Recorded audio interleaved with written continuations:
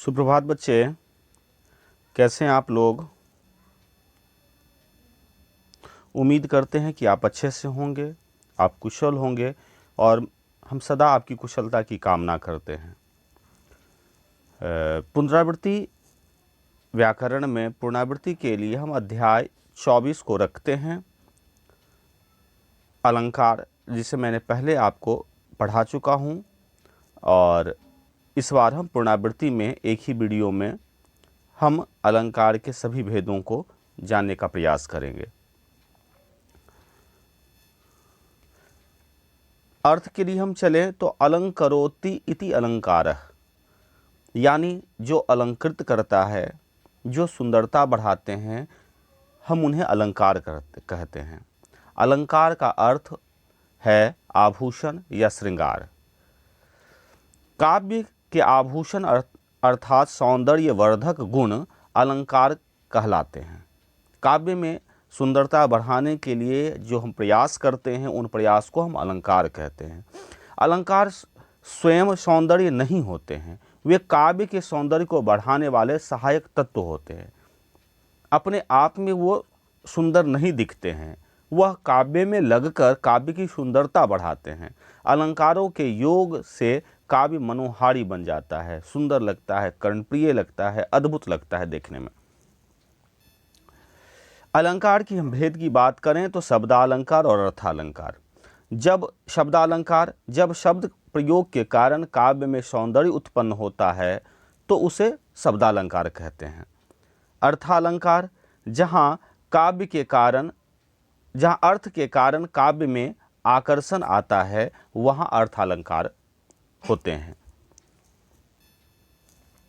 शब्दालंकार के भेद में हम सबसे पहले बात करेंगे अनुप्रास, जहाँ व्यंजनों की आवृत्ति के कारण काव्य में चमत्कार उत्पन्न होता है।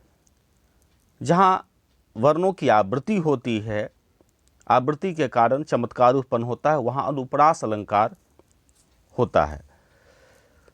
जैसे उदाहरण दिया गया है, तरणी तरुबर तत्तमाल तरबरुबह छाए। यहाँ पर सभी जगह त वर्तनी से शुरुआत हुआ है।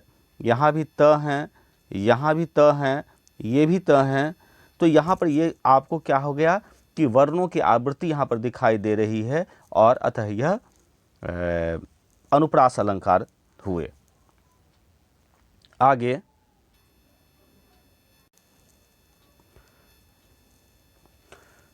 शब्दालंकार के अन्य भेद में यमक, जहाँ एक शब्द बार बार आए किंतु उनका अर्थ बदल जाए, वहाँ यमक अलंकार होता है। शब्दों की आवृत्ति होती है और हर बार नए अर्थ के लिए होते हैं, वह यमक अलंकार होता है। उदाहरण, काली घटा का घमंड घटा। यहाँ पर दो घटा हैं, एक काली घटा, दूसरा घमंड घटा। एक घटा का मतलब होता है बादल जिस कहते हैं, और एक घटा का अर्थ हो रहा है घटना, है ना। तो इस तरीके से यहाँ पर देखे जाते हैं शब्दों की आवृत्ति। अगला है श्लेष। श्लेष का अर्थ होता है चिपकना। जहाँ एक शब्द के एक से अधिक अर्थ निकलते हैं, वहाँ श्लेष अलंकार होता है। एक इसका सबसे अच्छा उदाहरण, रहमन पानी राखिए बिन पानी सब सून, पानी गए न उबड़े मोती मानुष चून। यानी सामान्य अर्थों में तो यहाँ पर हम पानी की बात करते हैं कि एक बार पेयजल ख़त्म हो जाते हैं, चले जाते हैं, तो दूसरा ज़मीन से निकला हुआ पेयजल हम उसे ज़मीन में फिर से पुनः नहीं पहुँचा सकते हैं। तो एक तो सामान्य अर्थ हुए। दूसरा अर्थ यहाँ पर होता है कि पानी का मतलब होता है सम्मान, अपनी मर्यादा, इज्जत कि इज्जत के चले जाने के बाद सम्मान एक बार यदि चले जाते हैं तो दोबारा वह कितने भी लोग मानुष मोती चून, मनुष्य पैसे भी कमा लेंगे फिर भी अपनी सम्मान को लौटा नहीं सकते हैं, है ना।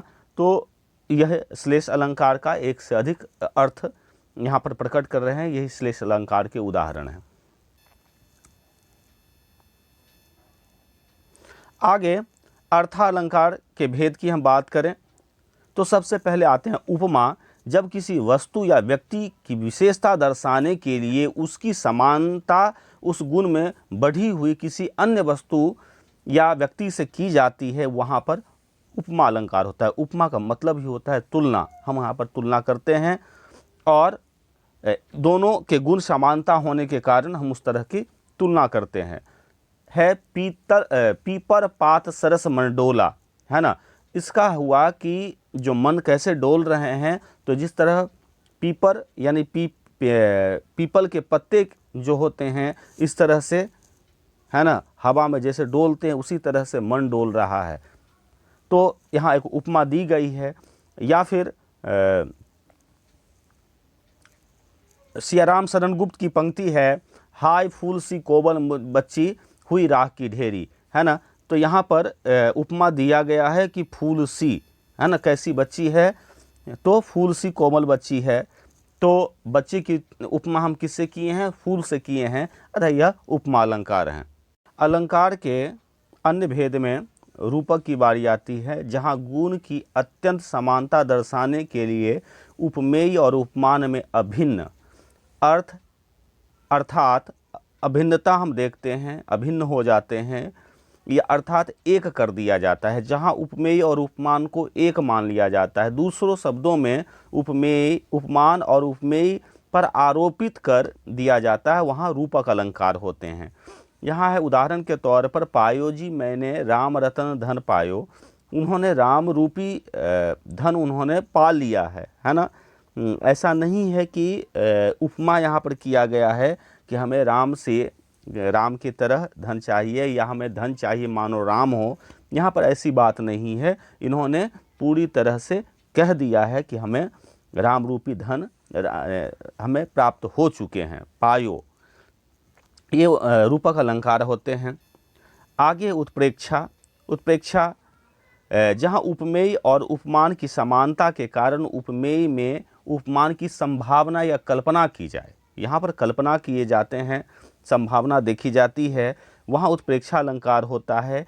इसके वाचक शब्द जो होते हैं पहचान में आते हैं या उसमें लगे रहते हैं, मनु, मानो, जनु, जनहु, जानो, मनुहु।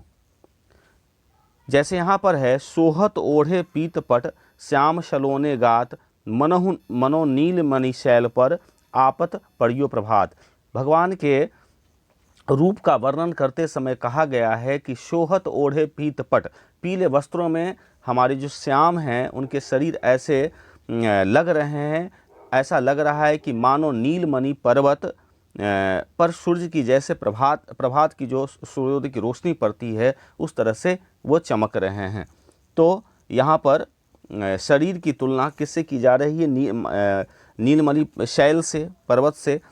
तो यह एक प्रकार है उत्प्रेक्षा अलंकार के, ये उदाहरण है।